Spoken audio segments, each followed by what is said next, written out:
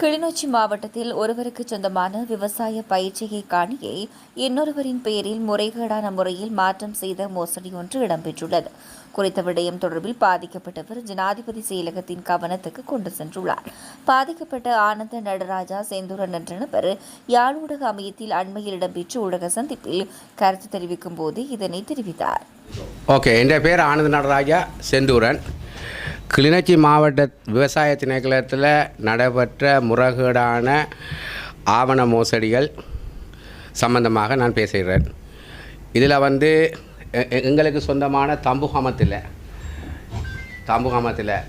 இவர்கள் London form என்று சொல்லி எந்தவித ஆவணமும் இல்லாமல் உறுதியோ எதுவும் இல்லாமல் மாற்றியிருக்கிறான் லண்டன் ஃபார்ம். அதுக்கு பிறகு ஏக்கர் வரி அந்த வரிகள் இந்த ஃபார்மில் கூட 40 ஏக்கர் காணியில் இறந்த 2000 ஆண்டு 6ஆம் மாதம் 30ஆம் தேதி இறந்த சண்முகநாதனுக்கு 2017ஆம் ஆண்டு பதிவு போட்டிருக்கு. அவருடைய மனைவி எஸ் நாகம்மாவுக்கு 2017ஆம் ஆண்டு பதிவு போட்டு எஸ் நாகம்மாண்டு 2019ஆம் ஆண்டு கே நாகம்மாவண்டு சொல்லி பதிவு வந்திருக்கு. சரியா? அதே மாதிரி ஸ்ரீ கரண் ரஞ்சன் குமார் என்று சொல்லி வீட்டு பேர்களில் பதிவு மேற்கொள்ளப்பட்டிருக்குது. இந்த காலத்தில் இவர்களில் 2 பேர் அந்த 2 பேரில் 3 பேர் அந்த காலத்தில் வெளிநாட்டில் இருந்தவர். ஸ்ரீயும் லண்டனில் இருந்தவர், ரஞ்சனும் லண்டனில் இருந்தது, கரண் கனடாவில் இருக்கிறார். அது தவிர 2019ஆம் ஆண்டுக்கு பிற்பகுதியில் 2020 ஸ்ரீ ரோஜஸ் சண்முகநாதனை அவர் உண்மையான முழு பேரோட இதில் பதிவுகள் மேற்கொண்டிருக்குது. ஆனால் 2019ஆம் ஆண்டு நாங்களும் பதிவுகள் மேற்கொண்டிருக்கிறோம். ஆனால் இதில் எங்களோட பேர் எதுவுமே இணைக்கப்படவில்லை. இதுக்குரிய ஆவணங்கள் இருக்குது. 2019 நாங்கள் செய்து கொண்டு வர மாட்டதுக்கு 40 ஏக்கர் காணி 2023ஆம் ஆண்டு 27 ஏக்கர் 3 ரூட் 9 பேச்சு என்று சொல்லி பதிஞ்சிருக்கிறான். அப்போ மிகுதியாக உள்ள 40 ஏக்கர் காணின்ற பதிவு இங்கே அந்த காணிக்கு என்ன நடந்தது? இது தவிர இந்த 40 ஏக்கர் காணியில் அன்னளவாக 6 ஏக்கர் காணி பற்றைகளும் புதர்களும் வடலியலும் ஈச்சம்பத்தையும் நாவல் இருக்குது. இது அயலில் உள்ள ஆக்களுக்கு பயிற்சியாளர்களுக்கு இடைஞ்சலாக இருக்குது. அதுக்குள்ள வனவிலங்குகள் குரங்கு பண்டி எல்லாம் நின்று சேதப்படுத்துது. அவர்கள் எனக்கு முறைப்பாடு செய்த கடிதமும் இருக்குது, நான் அதையும் காட்டுறேன். அப்படி இருக்கேக்கில்லை அந்த 6 ஏக்கர் காணிக்கும் விவசாயம் செய்யாத காணிக்கு இவர்கள் பசலை வழங்கி உள்ளார்கள். இதில் மோசடி நடந்தது என்று அதை நீங்கள் பார்க்கலாம். காணியை நீங்கள் வீடியோ எடுக்கலாம், பார்க்கலாம், என்னவும் செய்யலாம். அந்த காணிக்கு இவர்கள் பசலை வழங்கியிருக்கிறோம். ஏபிசி கிளிநொச்சி மாவட்ட ஏபிசி விதான பிரிவு KN20 மகளங்காடு கமக்கார அமைப்புக்காரருக்கும் ஒன்றும் தெரியாதான். அவன் நித்திர கொள்ளினான். அமைப்புக்காரர் கேட்டால் அமைப்புக்காரருக்கு இது சம்பந்தமாக எதுவுமே தெரியாதான். ஆனால் அடுத்த விஷயம் இதெல்லாம் போக இரணமடு தண்ணி நீர்டாப்பில் பாருங்கள் எல்லாட்ட பேரும் இருக்குது. கந்தியாபிலேட்ட பேரில் இலக்கம் 2ல் 27 ஏக்கருக்கு இருக்குது. அதுக்கு பிறகு எங்களோட அம்மாவோட பேர் ஆனந்த கந்தியாபில் புனிதவதி சுந்தராம்பாள் இருக்குது. ஆனால் இதில் பெரியம்மாவோட பேர் தனலட்சுமியோட பேர் இல்லை. உறுதி இல்லாத ஆளுக்கு, அதாவது வட்டம் போட்டு காட்டியிருக்கிற சண்முகநாதனுக்கு இதில் பதிவு பதிஞ்சிருக்குது. அவற்றை உறுதியோடு வர வேணும். பதிவு பதிஞ்சது யார் பதிஞ்சது, இவர் பதிஞ்சதுன்றது எங்கே பதிஞ்சிருக்கண்டு. அப்படி செத்தாக்களுக்கு நாக்களுக்கு எல்லாருக்கும் பசல பதிவும் இதுக்கும் கொடுத்துக்கொண்டு நான் 2019ஆம் ஆண்டில் இருந்து இந்த காணியில் இருக்கிறேன். அப்படி இருக்கும் பட்சத்தில் எங்களோட பதிவுகள் இதில் பேர்கள் இல்லையே, அதை உறுதிப்படுத்தணும். அது மாத்திரம் இல்லாமல் 2011ஆம் ஆண்டு மீள் குடியேற்றத்துக்கு பிறகு எனது பெரியம்மா போய் காணி பதிவு பதிஞ்சிருக்கிறான். 2012ஆம் ஆண்டு சர்க்கிள் பண்ணியிருக்கிறேன். இது அவைட்ட டாக்குமெண்ட்ஸ் இல்லையா? அப்போ என்னிடையே இருக்கிற கோப்பி அவைட்ட ஏன் இல்லை? அப்போ அந்த ஆவணத்தை சூறையாடையார் அந்த ஆவணம் எங்கே போயிருக்குது? அது தவிர இதுதான் அவற்ற கோர்ஸில் வந்த கோப்பி. 6ஆம் மாதம் 30ஆம் தேதி அந்த ஆள் இறந்துட்டாருன்னு சொல்லி 2017ஆம் ஆண்டு பதிஞ்சிருக்கிறாள்.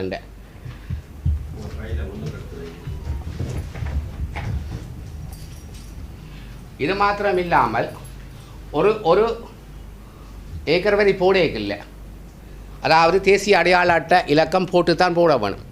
வெளிநாட்டில் உள்ள வேண்டியோ செத்த வேண்டியோ போடேக்க ஆள் வந்து அடையாள அட்டை காட்ட வேணும். இங்கே எங்களுக்கெல்லாம் போட்டு தான் பதிஞ்சு கிடக்குது. அப்படி பதிஞ்சதே இங்கே ஆவணத்தில் இல்லை. எனக்கு கடந்த காலங்களாக தண்ணியும் இல்லை, பசலையும் இல்லை, ஒன்றும் இல்லை. சரியா? இலங்கைண்ட திருத்தப்பட்ட 2011 ஆண்டு 46வது இலக்க சட்டத்தில் படி, தமிழ் வேர்ஷனும் இருக்குது, இங்கிலீஷ் வேர்ஷனும் இருக்குது லோவிண்ட. சரியா? இதன்படி சொல்லுது பயிற்சியாளருக்கு மானியம் உரம் வழங்க வேணும்னு சொல்லி சட்டம் சொல்லுது. ஆனால் எனக்கு மறுதளிக்கப்பட்டிருக்குது. இது லோ புக் வேண்ட நீதிமன்றத்தில் நான் போய் பசல் எடுக்க இயலாது. இவைக்கு தான் அதிகாரம் கொடுத்துருக்கு. அதாவது திருத்தப்பட்ட சட்டத்திலேயும் வந்து சட்ட பிரிவு 90 கீழே சரியா இவைக்கு அதிகாரம் இருந்தும் ஏசி வந்து அந்த இதை வந்து துஷ்பிரயோகம் செய்திருக்கிறார். அந்த தனக்குரிய அதிகாரத்தை பாவிக்காமல் துஷ்பிரயோகம் செய்திருக்கிறார். சரியா? இது சம்பந்தமாக வந்து நான் போலீஸில் முறைப்பாடு செய்திருக்கிறேன். ஆணையாளர்கிட்ட வந்து நினைக்கிறேன். ஆணையாளர் போன வருஷம் காகிதம் இதுக்கு சுமூகமான தீர்வெடுக்க சொல்லி தந்த காகிதத்துக்கு கூட எவரும் செவிசாய்க்கவில்லை. இந்த ஆணையாளர்கிட்ட வந்த காகிதம் இதுக்கு ஒரு சொல்யூஷன் எடுங்கோண்டு, தீர்வை கொடுங்கோண்டு. இது சம்பந்தமாக இது மாத்திரமில்லை, 2023ஆம் ஆண்டு எனக்கும் பயிர் செய்கைக்கு தண்ணி தந்திருக்கிறோம், எதிர்த்தரப்புக்கும் வந்து தண்ணி தரம்னு சொல்லி கட்டியிருக்கிறோம். அதாவது டபுள் என்ட்ரி இதை பாருங்கள், வடிவாக தெரியும். இதில் வந்து அவருக்கு கொடுத்த கிடக்கு 13.25 ஏக்கருக்கு, எனக்கு தந்திருக்குது 13.5 ஏக்கருக்கு. அதுக்கும் டிஓ சொல்லி ஏக்கர் வரி போடாமல் தந்து கிடக்குது. இங்கே அவர் அதையும் உறுதிப்படுத்தியிருக்கணும். அப்படி இருக்கேக்கில்ல ஒரு காணிக்கு டபுள் என்ட்ரி. என்ன இது 2 பக்கத்தாலேயும் என்ட்ரி படுத்துருக்குது.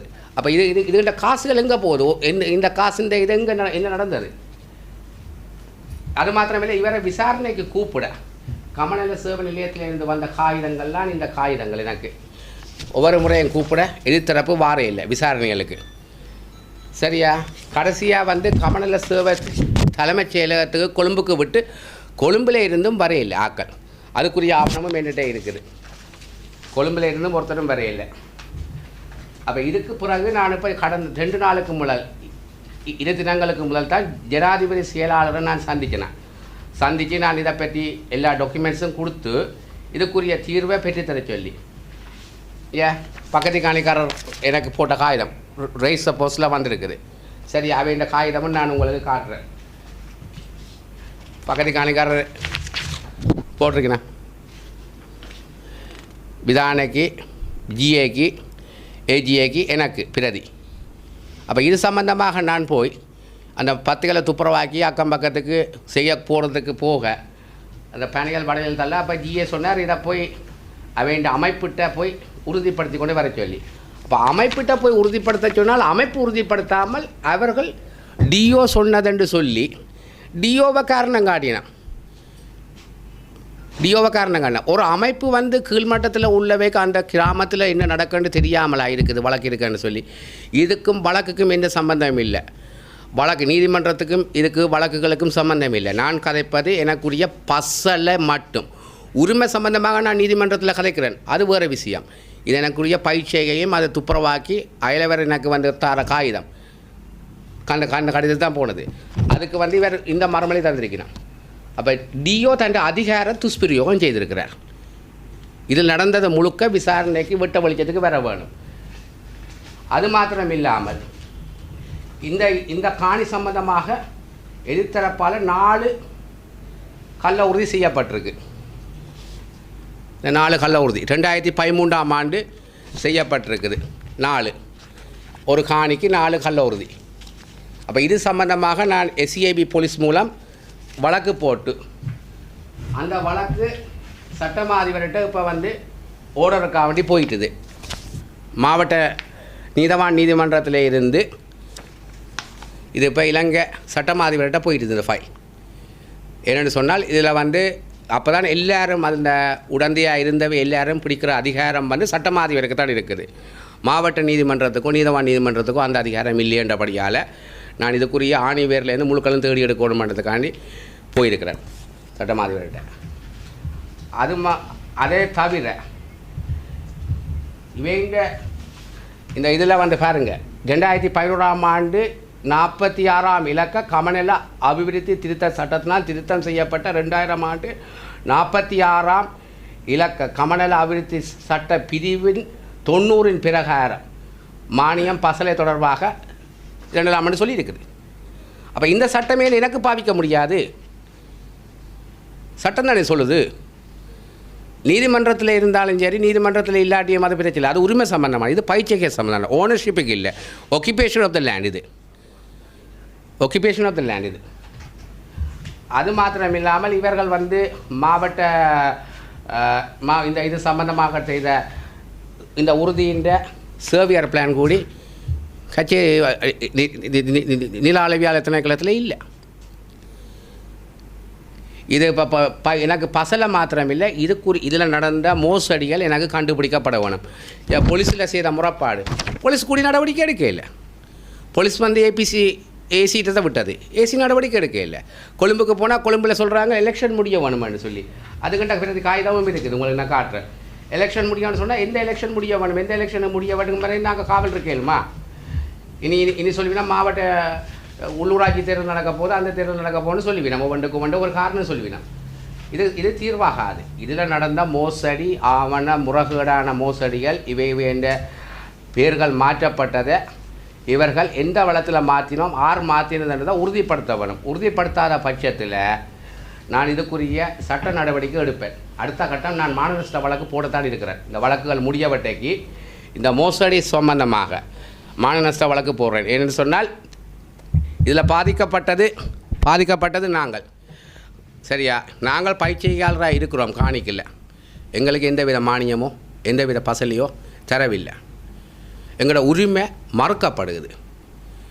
சட்டம் சொல்கிறத ஃபாலோ பண்ணிடவில்லை. அப்படி இவையால் விவசாய திணைக்களத்தால் கொடுக்கப்பட்ட சட்டத்தை ஃபாலோ பண்ணாட்டி அந்த சட்டத்தை திருப்பி நீதிமன்றத்துக்கு விடுங்க, நீதிமன்றத்தில் கையில் விடுங்க. நாங்கள் நீதிமன்றத்தில் கேட்டு பசலி எடுக்கிறோம். இல்லையோ இதை நான் செய்ய எனக்கு முடியலைன்னு சொன்னால் கதவையை விட்டு வெளியேறுங்க, கதவையை விட்டு வெளியேறுங்க. இதை கேட்க போகிற இடத்துல எங்களை குரல் வழியை நசிக்கப்படுது. நான் கதைக்க வேண்டியது சொல்ல வேண்டியது எந்த கடமை. இது எந்த வேலை மாத்திரமில்லை, இதை மாதிரி நிறைய பேர் பாதிக்கப்படணும். கிளிநொச்சி மாவட்டத்தில் எல்லா மக்களும் ஒன்று திரள வேணும். இது சம்பந்தமாக மக்களின் சேவைக்கு தான் நாங்கள் இந்த இதை கொண்டு வந்து வெளிப்படுத்தி இருக்கிறோம். மற்றது தண்ணி பசலை எடுக்கிறது எனக்கு முக்கியம் இல்லை. இந்த நடந்த ஊழல் இது வந்து அப்பட்டமானது. இதுக்கு நான் ஜனாதிபதி செயலாளர்கிட்டையும் சொல்லியிருக்கிறேன். விசாரணைக்கு கமக்கார விவசாய திணைக்களம் வரும்போது லஞ்ச ஊழல் பிரிவு ஜனாதிபதி செயலகத்தில் இருந்து அரசு தரப்பில் இருந்தும் ஒரு ஆள் கேட்டிருக்கிறேன். மற்றது மீடியாவையும் கேட்டிருக்கிறேன். ஏனென்று சொன்னால் இது நேர்மையாக நீதியாக நியாயமாக நடக்க வேணும், இது வெளியில் கொண்டு வர வேணுமென்றதுக்காக வேண்டி இந்த 4 தரப்பையும் நான் வர சொல்லி கேட்டிருக்கிறேன். அவை 4 பேரும் வந்தால் தான் இது சம்பந்தமாக விசாரணைகள் நடக்க வேணும். இந்த காணி சம்பந்தமான வழக்குக்கு வந்து நீங்கள் யார் வந்து தவறு லஞ்சதாக கருதுறீங்க? இதில் வந்து கீழ்மட்டத்தில் இருந்து வரலாம். ஏன்னா கமக்கார அமைப்பில் இருந்து மகளங்காடு கமக்கார அமைப்பு கிளிநொச்சி விவசாய திணைக்களத்தில் ஏபிசி மற்றது விவசாய ஆணையாளர், அதாவது ஹெட் ஆஃபீஸ் ஏசியின் ஆஃபீஸில் கூடி நடந்திருக்கலாம். டிஓட ஆஃபீஸில், ஏசியோட ஆஃபீஸில், அமைப்போட ஆஃபீஸில் இதில் நடந்தான்னு சொல்லி எங்களுக்கு தெரியாது. ஆனால் நான் சொல்கிறேன், இது 3ஐயுமே வந்து விசாரணை செய்ய வேணும். எனக்கு 3லேயுமே சந்தேகம் இருக்குது. எங்கே இது நடந்தாலும் சொல்லலாது. ஏன் அமைப்பில் எனக்கு சந்தேகம் வந்ததுன்னு சொன்னால், அமைப்பிடம் கூறப்பட்ட காகிதத்துக்கு டிஓ மறுமொழி கொடுக்குறார். டிஓ மறுமொழி கொடுத்ததுன்னு தான் எழுதி தந்துக்கிறான். அப்போ எனக்கு அமைப்பு மேலே சந்தேகம் இருக்குது. அமைப்புக்கு வழக்கு இந்த காணிக்கு நடக்குதுன்னு சொல்லி தெரியாதா? இந்த காணி வழக்கு இருக்கிறது அந்த அமைப்புக்கு தெரியும். இந்த காணியிலேருந்து 2 கிலோமீட்டர் சுற்றளவுலேயும் இல்லை அந்த வேண்டிய ஆஃபீஸ். அப்படி இருக்க 1.5 கிலோமீட்டர் இருக்கும் சுற்றளவில். அப்படி இருக்கிற பட்சத்தில் எனக்கு பசலதுகள் இல்லை. இந்த இதில் வந்து பேர் மாற்றங்கள் செய்தது, ஆவண மோசடி செய்தது சம்பந்தமாக இது பொதுமக்களோட பார்வைக்கு நான் விடுகிறேன். இதே நான் ஏபிசிக்கு சவாலாக விடுறேன். லண்டன் ஃபார்மன்றதை உறுதிப்படுத்தியும் சண்முகநாதன் 2017ஆம் ஆண்டு பயிற்சியாளர் செய்தார்ன்றதை உறுதிப்படுத்தியும் கரணும் ரஞ்சனும் 2017ஆம் ஆண்டு 19ஆம் ஆண்டு இங்கே வந்து பயிற்சியாளராக இருந்தார்கள் என்றதை உறுதிப்படுத்தியும் தந்தால் நான் எல்லாத்தையுமே விட்டுட்டு பாவஸ் படுறேன். காணியை கூடி நான் ஏபிசிக்கு எழுதி கொடுக்குறதுக்கு ரெடியாக இருக்கிறேன். காணியை கூடி இவ உறுதிப்படுத்துவினமா என்றா உறுதிப்படுத்தாத பட்சத்தில் இதுக்குரிய சட்ட நடவடிக்கை நான் எடுக்கத்தான் போகிறேன். அது யாராலையும் தடுக்க இயலாது. நீதிமன்ற வழக்குக்கும் இதுக்கும் எந்தவித சம்பந்தமும் இல்லை. உங்களோட கோரிக்கை என்ன? எந்த கோரிக்கை? இந்த கோரிக்கை வந்து இதில் இருக்கிற காணின்ற பிரச்சனை இல்லை. இதில் நடந்த ஊழல் வெளிக்கொண்டு வர வேணும். ஊழல்கள், மோசடிகள், இந்த ஆவண மோசடி என்ன வந்து மரியாதையின்மையை நடத்தினது, ஆஃபீஸுகளில் கதைக்க விடாமல் இந்த குரல் வழியை நசித்தது, என்ன மானவங்கப்படுத்தினது, இதுகளுக்கு எனக்கு தீர்வு தேவை. காணி பிரச்சனையை விட எனக்கு தீர்வு தேவை. இந்த பிரச்சனை முதல் தீர்வு தேவை. நடந்த ஊழல், லஞ்சம், இதுகள் பிரச்சனை முதல் தேவை. அது என்ன நடந்ததுன்றதை வெளி உலகத்துக்கு கொண்டு வர வேணும்.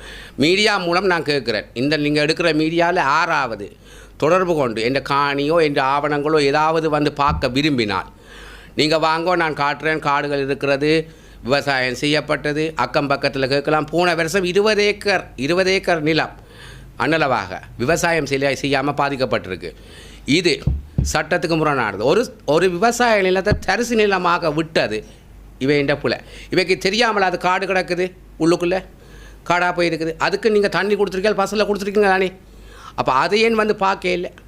இவ்வளவு பிரச்சனை. அது இப்போ இன்றைக்கு அரிசி 230 ரூபாய்ன்னு சொல்லி ஜனாதிபதி விலக்கட்டுப்பாடு கொண்டு வரவர் வருங்காலத்தில் 430 ரூபாய்க்கு போனாலும் ஆச்சரியப்பட வேண்டியது இல்லை. ஏன்னு சொன்னால் இவர்களை மாதிரி ஊழியர்கள் இருந்தால் அரிசி விலை அந்த விலைக்குத்தான் போகும். விவசாய நிலங்களை விவசாயிகளுக்கு செய்ய விடாமல் மறிச்சு தாண்டி. அது மாத்திரமில்லை, போன சிறுபோகத்துக்கு எனக்கு சொல்லிச்சுன்னா தண்ணிக்கு வாய்க்காலுக்கு கொங்க்ரீட் போடுவோம்ண்டு. ஆனால் ஆளுநர் சொல்கிறார் என்ன, இந்த முறை வாய்க்காலுக்கு பக்கத்தில் உள்ள காணிகளுக்கு கட்டடங்கள் எல்லாத்தையும் இடியுங்கோண்டு. அப்போ கொங்க்ரீட் போடுறதுக்கு டிஓவுக்கும் என்ஜினியர் செந்தில்குமாருக்கும் யார் அதிகாரம் கொடுத்துறது? அந்த அதிகாரம் யார் கொடுத்தது? கொங்க்ரீட்டை போட்டு தண்ணியை நிப்பாட்டினமா. ஏனென்றால் அவன் சொல்லு கேட்காம நாங்கள் செய்கிறோமாண்டு. இதெல்லாம் ஒரு அராஜகம். மக்களே விழிப்புணர்வடையுங்கள். இவர்கள் உங்களுக்கு கிளிநொச்சி மாவட்டத்தில் இப்படியாவது பிரச்சனை ஏதாவது இருந்தால் நீங்கள் இதை வந்து உரிய நடவடிக்கை எடுங்கோ. ஜனாதிபதி இங்கே வந்து எடுக்க மாட்டீங்க. ஜனாதிபதி செயலாளர்கிட்ட போய் ஜனாதிபதி செயலகத்தில் போய் காகிதம் மூலம் கொடுத்து கதைச்சி இதுக்குரிய தீர்வை நீங்கள் பெற்றுக்கொள்ளுங்கள்.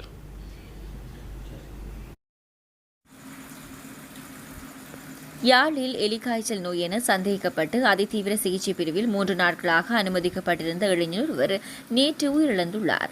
யாழ்ப்பாணம் கெரவட்டி பகுதியைச் சேர்ந்த 23 வயது இளைஞனே சிகிச்சை பலனின்றி உயிரிழந்தார். பருத்தித்துறை ஆதார வைத்தியசாலையில் 5 நாள் காய்ச்சலுடன் அனுமதிக்கப்பட்டு உடனடியாக அன்றைய தினமே நோயின் தீவிர நிலை உணரப்பட்டு யாழ்ப்பாண வைத்தியசாலைக்கு மேலதிக சிகிச்சைக்காக அனுப்பப்பட்ட நிலையில் உயிரிழப்பு ஏற்பட்டது.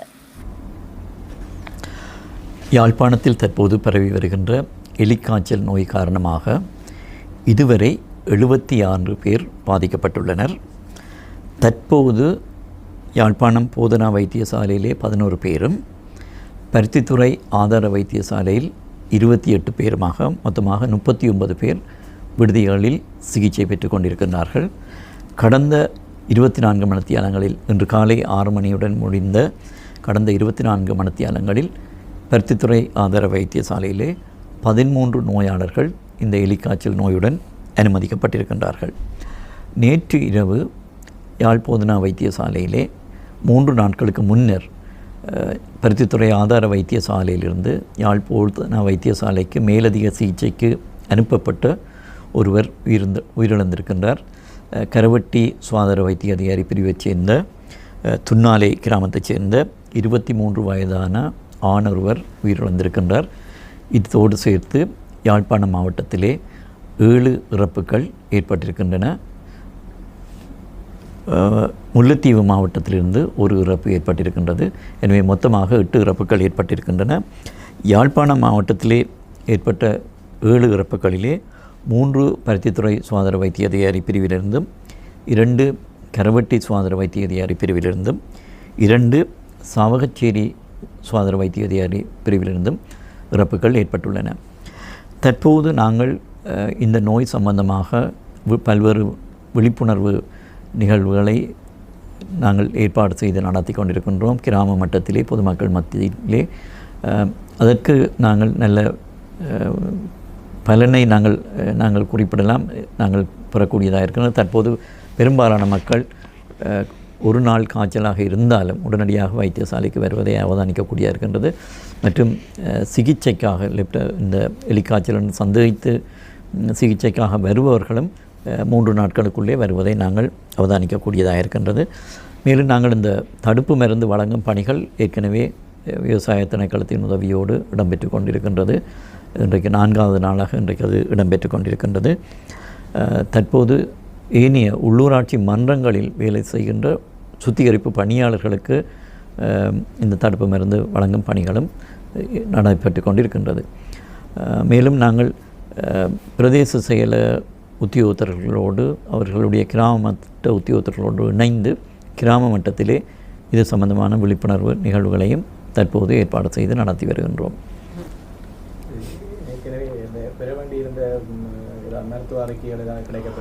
இல்லை, அந்த அறிக்கைகள் இன்னும் கிடைக்கப்பெறவில்லை. அது பெற்றவுடன் நாங்கள் சொல்லக்கூடியதாக இருக்கும். இந்த எலிக்காய்ச்சல் நோயானது எலி, ஆடு, மாடு, பன்றிகள் போன்ற மிருகங்களின் எச்சங்களிலிருந்து, குறிப்பாக சிறுநீர் மூலமாகத்தான், அதாவது இந்த நிலத்திலே அல்லது வயல்களிலே, சேற்று நிலங்களிலே, வெள்ள நீரிலே கலப்பதன் மூலம்தான் இந்த எலிக்காய்ச்சல் நோய் பரவுகின்றது. எனவே இந்த பிரதேசத்தில் இருக்கின்ற கால்நடைகள், குறிப்பாக மாடுகளிலிருந்து இரத்த மாதிரிகளை பெற்று அவற்றை கொழும்புக்கு அனுப்பக்கூடிய ஏற்பாடுகளை நாங்கள் செய்து கொண்டிருக்கின்றோம். இதற்காக நாங்கள் கால்நடை உற்பத்தி திணைக்களத்தின் உதவியை கேட்டிருக்கின்றோம். அவர்கள் மூலமாக அவர்களின் உதவியோடு இந்த குருதி மாதிரிகளை பெற்று கொழும்புக்கு நாங்கள் இதுக்கு அனுப்பக்கூடிய ஏற்பாடுகளை செய்து கொண்டிருக்கிறோம். இதன் மூலம் இந்த கால்நடைகள் மத்தியிலே எந்தளவுக்கு இந்த நோய் பரவி இருக்கின்றது என்பதை நாங்கள் உறுதிப்படுத்தக்கூடியதாக இருக்கும். தற்போது யாழ்ப்பாணம் மாவட்டத்திலே தொடர்ச்சியாக மழை வீழ்ச்சி ஏற்பட்டு கொண்டிருக்கின்றது. நேற்றும் கடுமையான மழை வீழ்ச்சி இருந்தது. அடுத்து வரும் நாட்களிலும் இன்னொரு தாளமுகம் வரலாம் என எதிர்பார்க்கப்படுகின்றது. எனவே தொடர்ந்து மழை வீழ்ச்சி இங்கே இருக்கும் என எதிர்பார்க்கப்படுகின்ற இந்த சூழ்நிலையிலே எங்களுக்கு இந்த எலிக்காய்ச்சல் நோயும் டெங்கு நோயும் யாழ்ப்பாணம் மாவட்டத்திலே தீவிரமாக பரவக்கூடிய வாய்ப்புகள் இருக்கின்றன. எனவே மீண்டும் ஒரு முறை நாங்கள் தெரிவிக்கின்றோம், பொதுமக்கள் வெள்ள நீரிலே செல்வதை தவிர்த்து கொள்ளவும், குளங்களிலே குளிப்பதை தவிர்த்து கொள்ளவும், கொதித்து ஆறிய நீரை பருகிக் கொள்ளவும், இந்த டாக்ஸிசைக்ளின் என்று சொல்லப்படுகின்ற இந்த தடுப்பு மருந்தை வாரத்திற்கு ஒரு தடவை நீங்கள் பெற்றுக்கொள்ளலாம். உங்களுக்கு அருகாமையில் இருக்கின்ற சுகாதார வைத்திய அதிகாரி பணிமனைகளிலே சென்று அவற்றை பெற்றுக்கொள்ளலாம். 4 வாரங்களுக்கு வாரத்திற்கு ஒரு முறை இந்த தடுப்பு மருந்து தொடர்ச்சியாக உட்கொள்ளப்பட வேண்டும். மற்றது இது சம்பந்தமான காய்ச்சல் இந்த காலத்தில் ஏற்பட்டால், அது டெங்கு காய்ச்சலாக இருக்கலாம், எலிக்காய்ச்சலாக இருக்கலாம் இந்த பிரதேசத்திலே. எனவே உடனடியாக அருகிலுள்ள அரசு வைத்தியசாலைக்கு சென்று தகுந்த மருத்துவ ஆலோசனைகளை பெற்றுக்கொள்ளுங்கள். குறிப்பாக எங்களுக்கு இந்த டெங்கு நோயை பொறுத்த மட்டும் நாங்கள் ஏற்கனவே தெரிவித்திருந்தோம், இந்த டெங்கு நுளம்புகள் உற்பத்தியாகக்கூடிய இடங்களை, உங்களது வீடுகள், வேலைத்தலங்கள், பொது இடங்களிலே வாரத்திற்கு ஒரு முறை அவற்றை பார்வையிட்டு அந்த டெங்கு நுளம்பு உற்பத்தியாகக்கூடிய இடங்களை அழித்து இந்த டெங்கு நோயை கட்டுப்படுத்துவதற்கு உதவி செய்யுமாறு கேட்டுக்கொள்கிறோம்.